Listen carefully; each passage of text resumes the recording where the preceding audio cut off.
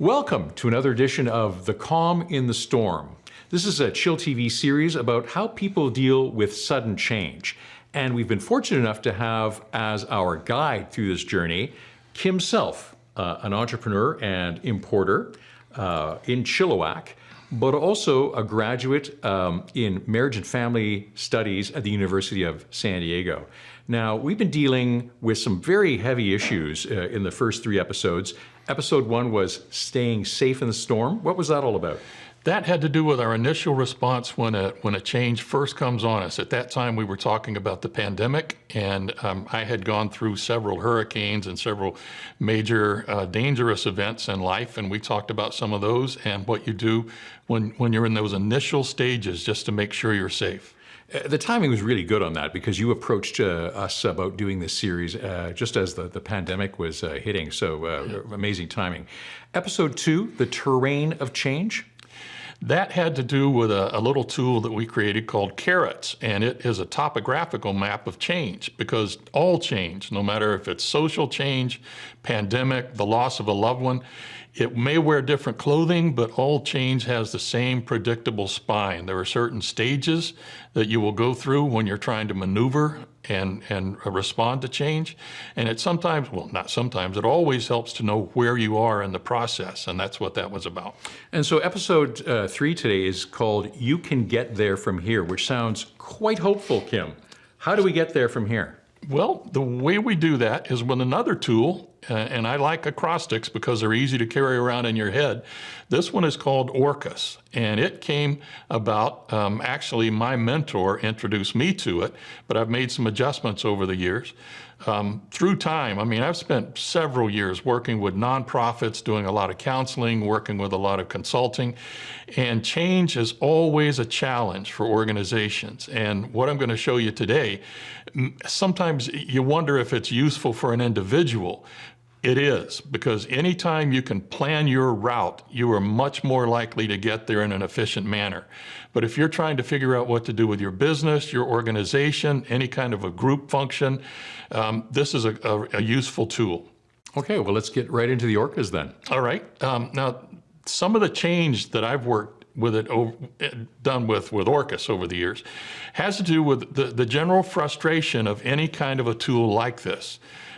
It's almost legendary that the employees or the volunteers of an organization that are being called in to work on some kind of, or enact some kind of a change program, change management, action plan, they roll their eyes because how many times have you done it before?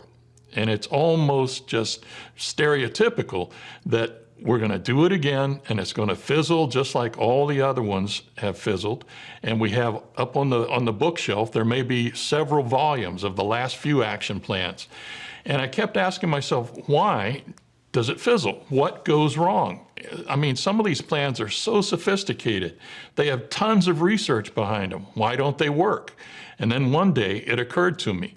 So what we're going to do is we're going to work through this acrostic that's called Orcus. And we're going to think like a whale. And we've broken down change management into about 5 different levels. And the first one is, if you're going to get somewhere, remember in Alice in Wonderland, she was one time asked, where was she going? And she said, I don't really know.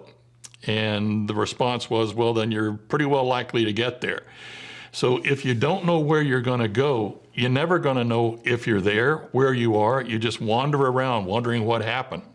So the first stage in Orcus, O, is outcome desired. And we do a lot of work here because you want to be clear on this.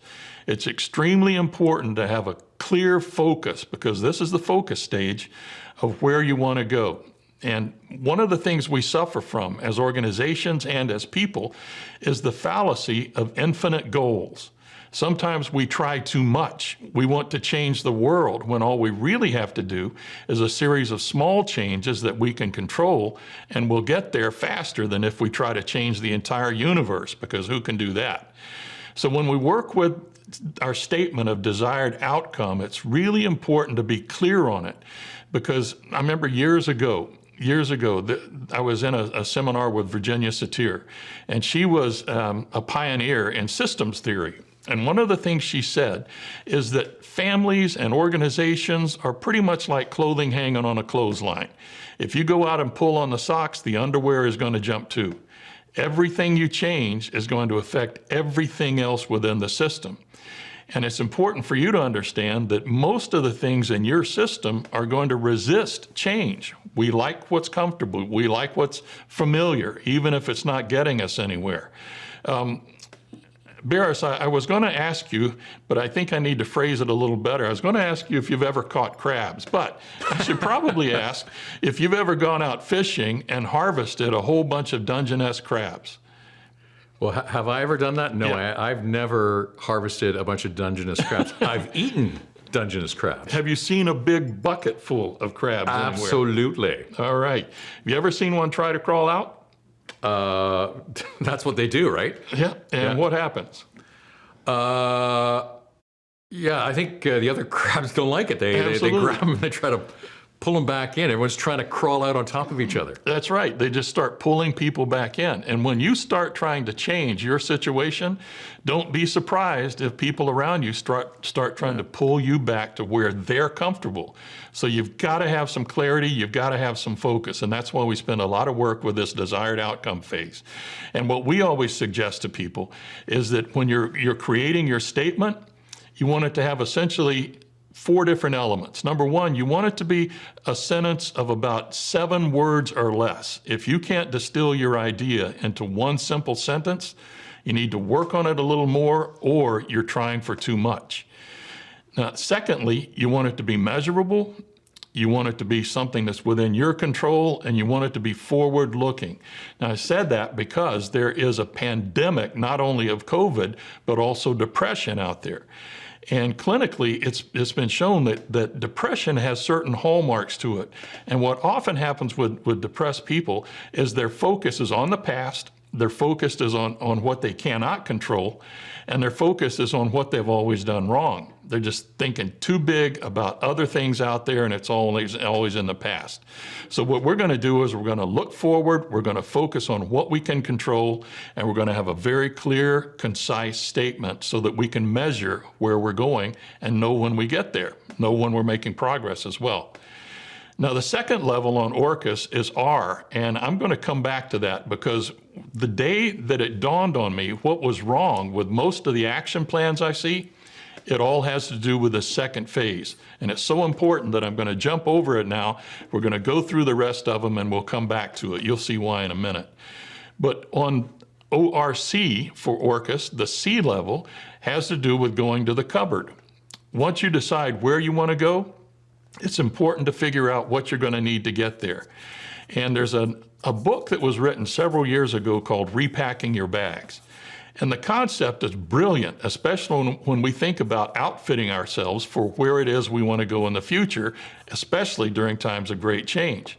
If you've been traveling through the Antarctic and you get back to Florida, for instance, and you now decide that you're going to go traveling through South America, you look in your baggage and all you have is these parkas and heavy clothes, and you start looking at where you're headed and it's going to be tropical, it's going to be hot, it's going to be humid.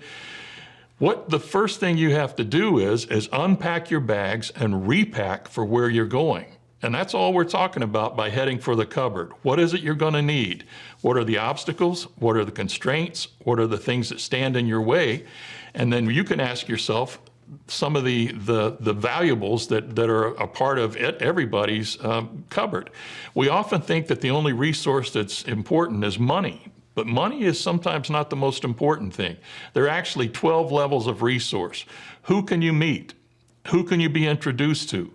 What can you learn? What can you borrow? What can you barter? How can you change things? What's available to you besides just money that can give you the equipment you need to go where you've decided you want to go?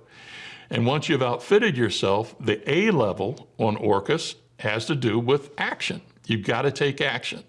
Now, I'm not going to spend a lot of time here because there are so many apps you can download off the internet that do a much better job than anything I can say. And this is where you have probably spent the most time. everybody starts building an action plan. They start dating things. They start having check-off lists. They start having all these elaborate schemes that detail the daily activity that they have to do in order to reach their desired terminus. And that's where it goes wrong, because we have all these elaborate systems, but we've failed at the second level of R, which we'll get back to. But once you've established your action, and once you've broken down your 5 or 6 measurable goals that you're going to get to, what you want to attach to those is some checkpoints and kill points. You want to be able to say that at this point, I want to be here. At this point, I want to be here. At this point, I want to be here, to measure your progress to where you're going. And if you're not at those places, you want to consider some kill points. Checkpoints means you're getting there. Kill points mean you need to redefine. You need to try again. And if it's not working, you don't quit. You just adjust, find something that will work, and you keep on going, but you never quit. And as you near the point where you're headed, as you near your desired outcome, the S in ORCUS has to do with slide forward, because change is a never-ending thing. And as you go through change, one of the things you're going to do is you're going to learn that I'm changing, the world is changing, everything's adapting. So everything I've brought to this particular activity has created a new world for me. So I have to keep on changing.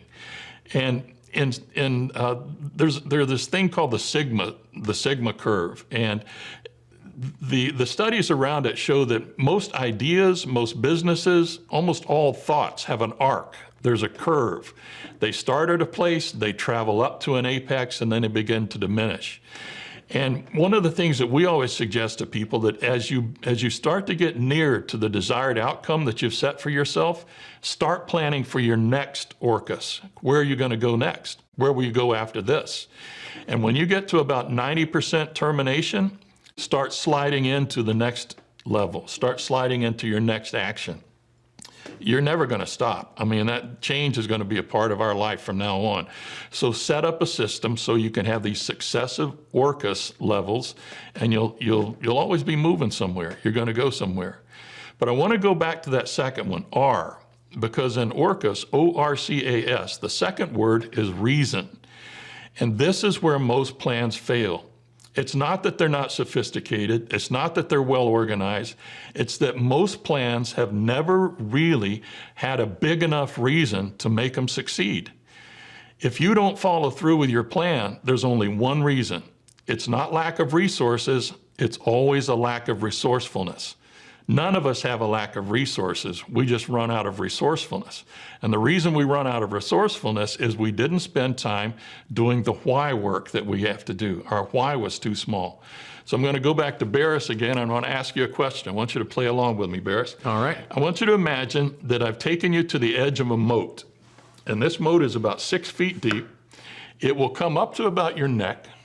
I'm not sure how tall you are, but if you stand on your I'm not 7 foot tall. So. Okay, but this moat is going to come right up, maybe it's going to come right up to your lips. Okay.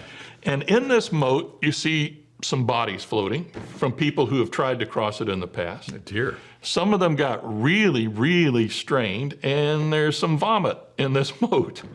And there's a possibility that there may even be an alligator in there. If nothing else, it's just loaded with this fetid water. And if you've ever been around swamp... You had me at vomit. Okay. Just saying.